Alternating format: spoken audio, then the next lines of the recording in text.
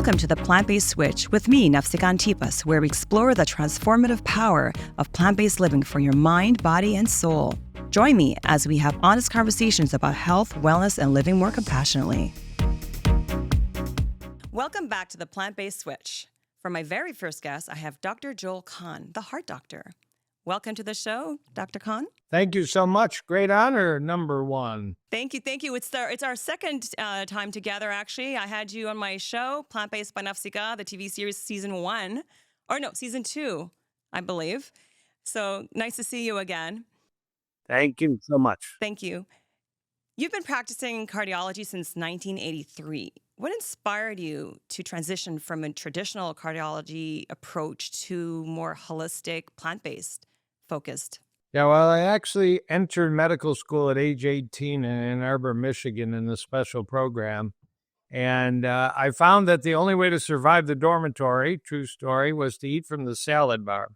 And I actually very quickly stopped eating all animal foods around age 18 and ate plant foods. I didn't call myself vegan, didn't call myself plant-based. I would have called myself a salad bar eater if I called myself anything. And I didn't tell anybody about it very much. It's just something I did privately at home and the rest.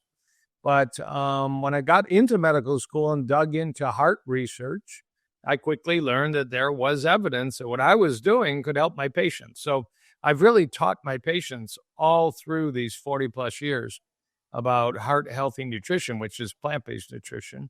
And then about 12 years ago, I said, you know what, enough time at the hospital, enough time in the catheterization laboratory where I've been spending my time. I'm going to just teach people about health, wellness, prevention, all focused on plant-based diet. So it's been a lot of fun and a lot of impact, good impact. That's really great that you've been doing that. I know too many doctors do that. So I'm hoping things, are slowly changing. People are becoming more health conscious. Doctors are kind of focusing more, hopefully, on nutrition, which, I know a lot of doctors, and they tell me they don't really learn nutrition in school, right? Yeah, it's very true. You want to learn it like a TV show like this. You want to learn it from a documentary or a book. One day we'll have it in the curriculum of every medical school, but that is still a bit away. Yeah, it's going to be that's it. You mentioned that committing to a plant-based vegan diet was a turning point for you. Can you share more about your personal journey and how it impacted your medical practice? Yeah, well, the personal journey was a little challenging. I mean, that started in Ann Arbor, Michigan, which is a pretty plant-friendly town even back in the 1970s and 80s, sort of a hippie town, actually. And that certainly was the connotation. If you told somebody you were eating vegetarian or vegan back then, you were a hippie or a tree hugger or something. You weren't a scientist. And then I actually spent 3 years in Dallas, Texas. That was a tough town to be plant-based. It's a steak town. And then Kansas City, Missouri, the actual, barbecue capital of America. That's right.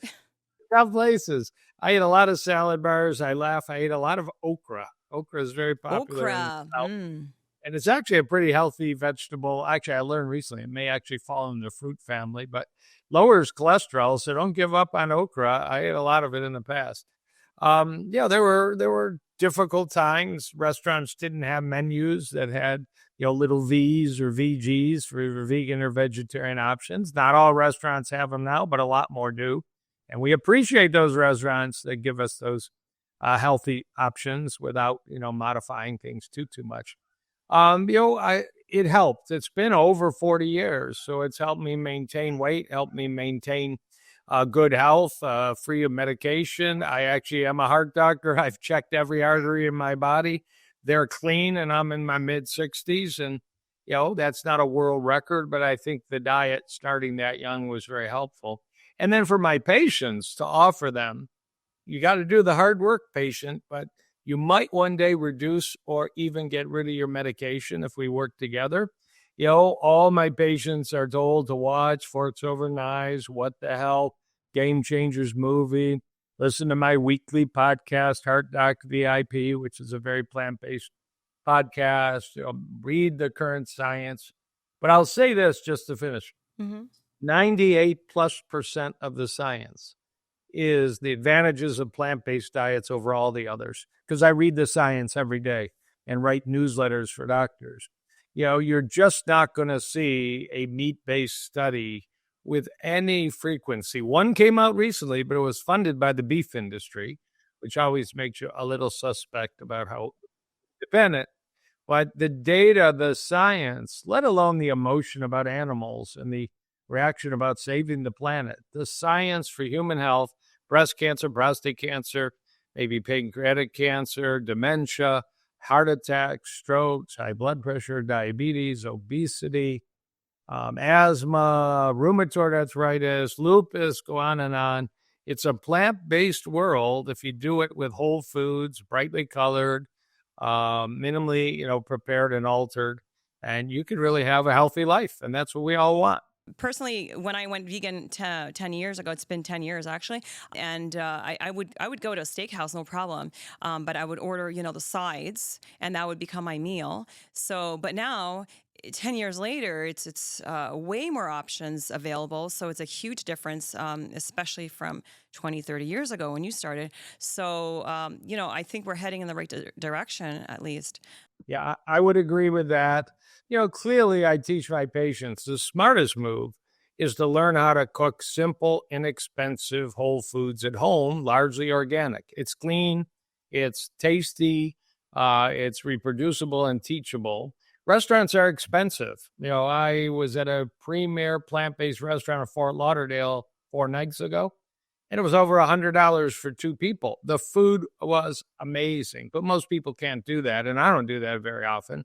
So as much as you can, learn to cook. It's something we all did 100 years ago and 75 years ago, and now we let other people cook, and that's nice now and then. But as a best health option, learn to cook. Simple. That's right. Many people still associate heart health with cutting out saturated fats and exercising more. How does a whole food plant-based diet go beyond that conventional wisdom of prevent and even reverse heart disease? Yeah, well, in my scientific opinion, the data going back to at least the 1950s and 60s that saturated fat in excess, which is mainly eating animal products, and to some extent coconut oil and palm oil, is driving high cholesterol and heart disease. I believe the science still strongly supports that. And almost every medical association around the world still recommends reducing saturated fat, which means limiting animal foods. And there certainly are critics all over the place, and they're noisy, but I think they're abusing, not using the best of the science. So a whole food plant-based diet, with the exception of coconut oil and palm oil, is either going to be very low or extremely low in saturated fat. There's a little bit in olives and olive oil, and there's small amounts in some of the vegetable oils if people do use those, but really very, very limited. And of course, plants don't have any cholesterol at all. But really, the magic of plants is for sure, number one, fiber. You will not find fiber in a chicken breast. You'll not find fiber in a T-bone or a pork chop ever. Yeah. Fiber is what fuels your gut to make healthy bacteria and healthy bacterial products. They really lower inflammation, keep your cholesterol down, keep your weight down, keep your blood sugar down, prevent disease. So you got fiber. You got all those vitamins. I mean, you can't find vitamin C in a steak. You, of course, can find it in an orange and a red pepper and a bell pepper and all the rest. And you need, vitamins like that. We call them phytonutrients. Talk about broccoli. There's so much to be said about broccoli, the green color, calcium, the right? Yeah, the fiber. But there's this magical chemical in broccoli called sulforaphane. It's true in all of the brassicas, the cauliflowers, the bok choys, the wasabi even. So Brussels sprouts. So you want to eat them. You don't have to be a scientist, but you can just be assured you're getting a wonderful panorama of health-supporting chemicals. And you don't have to know the name. You just have to know that, the way roasted Brussels sprout tastes good. Oh, I love roasted Brussels sprouts. Yeah. Put some spices on it, because spices are plants. Whether you like hot stuff like cayenne pepper or thyme or rosemary, your brain will thank you, your heart will thank you, your blood pressure will thank you, your inflammation will thank you. So we're always spicing things up in my house. Discover the transformative power of a plant-based diet. The Plant-Based Switch app is an all-in-one wellness app that encapsulates the essence of holistic health and mindful living. Download the Plant-Based Switch app today or visit theplantbasedswitch.com. Make the Plant-Based Switch today for your mind, body, and soul. You often discuss the power of nutrition as preventative medicine. What are some of the most profound changes you've seen in patients who adopt a plant-based lifestyle? Well, certainly number one, most powerful progress I see in patients who adopt a whole food plant-based diet is heart disease. Of course, I'm tracking it, I'm testing it, I'm measuring it, I'm remeasuring it. And we have the profound science of Dr. Dean Ornish, starting in the 1980s and 1990s, but still ongoing. And the famous Cleveland Clinic Dr. Caldwell Esselstyn and the famous nutritional doctor Joel Furman and others. Yep. I That interviewed him too, shows actually. that we have way too much heart disease out there. But one approach to halting it and to some degree reversing it is to throw away the American diet, the Canadian diet, the processed foods, the animal foods, and learn how to make simple oatmeals and salads and soups and chilies and steamed vegetables and brown rice and all the good stuff. And you can actually get people feeling better if their heart disease is giving them symptoms.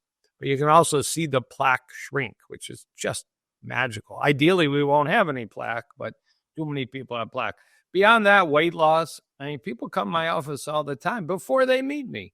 I picked you because you're a plant-based cardiologist, but I watched that Forks Over Knives 2 years ago, and I'm down 65 pounds. Wow. Yeah, not Ozempic, it's not Mounjaro, it's green beans. It's pretty remarkable. A blood sugar, that's a big one. People really get their blood sugar under control and sometimes come off medication with the whole food plant-based diet. And it can be really wonderful. It can be a lot of whole fruit, a lot of whole vegetables, brown rice. People think they can't eat a piece of whole grain bread with a diabetic diet, but if they do it right, they can and enjoy really a delicious diet. So, and then finally, blood pressure. Who wants to be on blood pressure medicine? Right. Why don't you eat more beets, eat more greens, eat some naturally low salt whole vegetables, and your blood pressure will probably come down. Work with somebody that knows what they're doing. You know what it is? A lot of people, I find they're just maybe a little lazy or they don't want to make the change because they're like, oh, I'll just take the medication. It's fine, But they just have to make some small changes in their life and in their diet. But not a lot of people are willing to do that. Why do you think that is? Yeah, there's a famous statement by an anthropologist, Margaret Mead, world famous, that a person is more likely to change their religion than change their diet.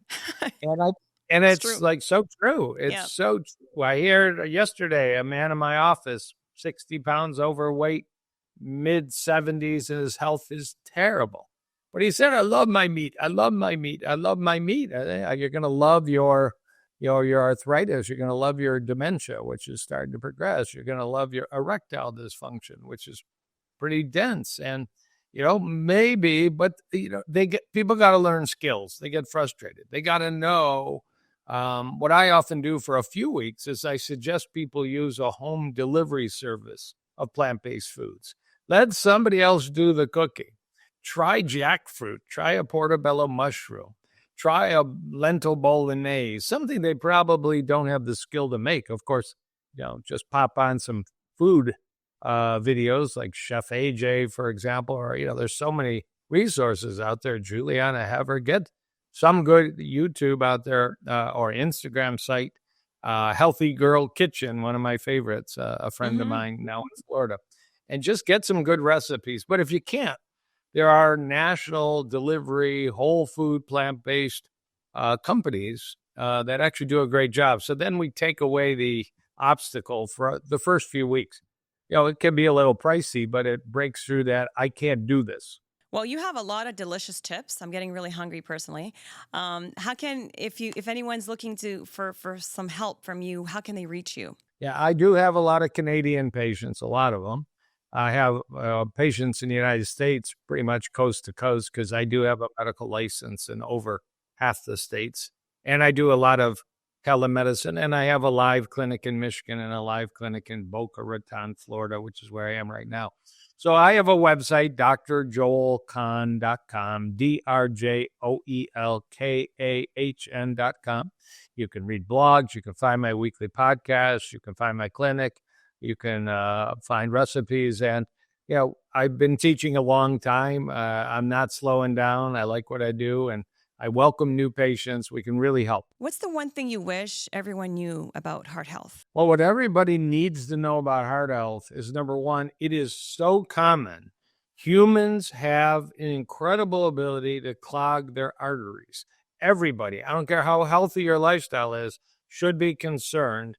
It's the most common cause of death in the world, and we should take it seriously. So at least by age 35 or 40, get some good labs. Talk to your doctor about getting your heart checked. For sure, if you have some habits like being overweight or smoking or your blood sugar, blood cholesterol. But if you got anybody in your family that's had a heart attack, and even if you haven't, get checked. That's number one. It's so common. Number two, this is the evil part of heart disease. It's silently growing and clogging your arteries for years into the day that you are in the emergency room and you're suffering a heart attack or chest pain or worse, you drop dead. So don't take it for granted. I don't care if you go to the gym, great. I don't care if you eat plant-based, awesome. I don't care if your weight is optimal, fantastic. Never assume, just like a doctor says, get a colonoscopy or get a mammogram, etc. Get your heart checked, okay? That's the most important point for sure. That's a really important tip right there. What books or resources would you recommend to listeners who want to learn more about plant-based nutrition and heart health? Well, without being too self-serving, I have written a book called The Plant-Based Solution. About 60% is information and 40% is recipes. Very popular recipes came out of my kitchen. That would be my wife, not me. But people all the time compliment how easy these are to do and how delicious they are. Chickpeas mock tuna salad, for example, that's a big hit all the time. Lentil bolognese, big hit all the time because it tastes like the real thing. Certainly beyond that, you want to, if you're dealing with heart disease, get Dr. Dean Ornish a book called Undo It. Get Dr. Esselstyn a book called Prevent and Reverse Heart Disease. Maybe Dr. Joel Fuhrman's book, The End of Heart Disease. These are great books. The most recent book I've read is by one of the greats, Dr. Neil Barnard, MD, in Washington, D.C. And he has a book recently out called The Power Foods Diet. And I tell you, I learned so much. And I'm just starting to dig into the recipes at the back of the book. So those would be recommendations that are, going to give you all you need. Well, thank you so much for coming on the Plant-Based Switch podcast today. Dr. Joel Kahn, thank you so much. And we look forward to seeing you again.